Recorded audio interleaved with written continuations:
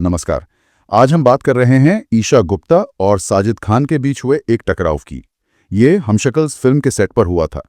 हमारे पास जो जानकारी है वो ईशा गुप्ता के इंटरव्यूज और कुछ मीडिया रिपोर्ट्स पर आधारित है। तो चलिए इसी के आधार पर समझते हैं कि असल में क्या हुआ था और इसके क्या मायने हैं इंडस्ट्री के लिए। सबसे पहले ये हुआ कब था? हाँ, ये बात है जून 2025 की। हमशक्ल्स की शूटिंग चल रही थी तब। और ईशा ने बताया कि साजिद खान ने सेट पर मतलब सबके सामने उन्हें काफी बुरा भला कहा। हाँ, अपशब्द कहे, गाली दी, माहौल काफी बिगड़ गया था। और ईशा भी चुप नहीं रही, उन्होंने पलटकर जवाब दिया। बिल्कुल, उन्होंने खुद कहा, उसने मुझे गाली दी तो मैंने भी उसे गाली दी। तो मतलब मामला काफी बढ़ गया था। हाँ, ये कोई छोटी मोटी कहासुनी नहीं थी, एक बड़ी झड़प थी।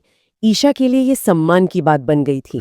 उनका कहना है कि उस पॉइंट के बाद कोई रिस्पेक्ट नहीं बची और इसीलिए वो सेट छोड़कर चली गईं। उनका सेट छोड़कर जाना ही बताता है कि ये उनके लिए कितना सीरियस था। बिल्कुल, ये कोई मामूली बात नहीं थी।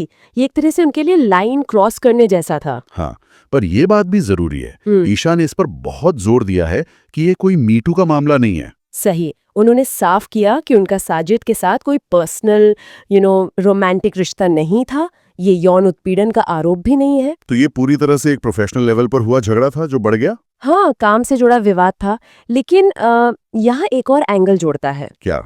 देखिए, साजिद खान पर पहले भी #मूवमेंट के दौरान कई गंभीर आरोप लगे हैं यौन उत्पीड़न के। हाँ, वो कॉन्टेक्स्ट तो है ही।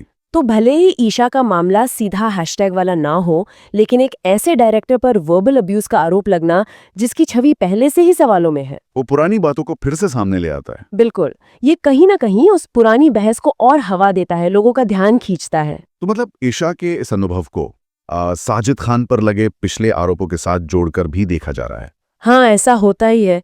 जब किसी पर एक बार गंभीर आरोप लगते हैं तो उसके बाद होने वाली हर नेगेटिव घटना, चाहे वो अलग ही क्यों ना हो, उसी पैटर्न से जुड़ जाती है। ये बात तो है। ईशा का मामला मौखिक दुर्व्यवहार का है जो अपने आप में गलत है, लेकिन ये साजिद की जो पब्लिक इमेज बनी हुई है उसे और पुख्ता करता है, खासकर दुर्व्यवहार के मामलों में। तो अगर हम ईशा के नजरिए से देखें तो ये मामला सीधे सीधे सम्मान का था, एक प्रोफेशनल बाउंड्री का था। सही कहा, उनका सेट छोड़ना एक तरह से उनका स्टैंड लेना था कि भाई ऐसा बर्ताव बर्दाश्त नहीं होगा। ये दिखाता है कि वो इसे कितनी गंभीरता से ले रही थी। बिल्कुल, ये कोई ऐसी बात नहीं थी जिसे वो इग्नोर कर सकती या वहीं सुलझा लेती। ये उनके लिए एक बेसिक प्रिंसिपल का सवाल बन गया था। अब सवाल ये उठता है कि इस एक घटना का क्या महत्व है, मतलब ये क्यों मायने रखती है। इन सब अहम मुद्दों पर रोशनी डालते हैं। हाँ, सेट्स पे प्रेशर तो होता है, लेकिन वर्बल अब्यूज, गाली गलौज, ये कभी भी एक्सेप्टेबल नहीं होना चाहिए, प्रेशर कितना भी हो। और खासकर जब डायरेक्टर एक पावरफुल पोजीशन में हो। बिल्कुल, तब ये जिम्मेदारी और बढ़ जाती है। साजिद खान की रेपुटेशन पर पहले ही सवाल है और ईशा का ये एक्सपीरियंस उन चिंताओं को और बढ़ाता है। तो ये सिर्फ दो लोगों का झगड़ा नहीं रह जाता। नहीं, ये इंडस्ट्री के काम करने के तरीकों पर, वर्क कल्चर पर सवाल उठाता है।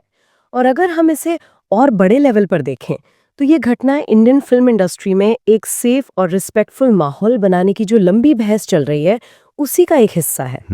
ये व्यापक बहस का हिस्सा बन जाता है। हाँ, क्या इंडस्ट्री ऐसे मामलों से सीखती है? क्या कोई अकाउंटेबिलिटी होती है?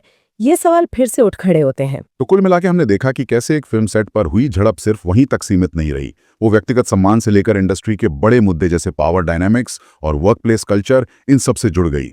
और ये हमें एक बहुत अहम सवाल पर लाकर खड़ा करता है।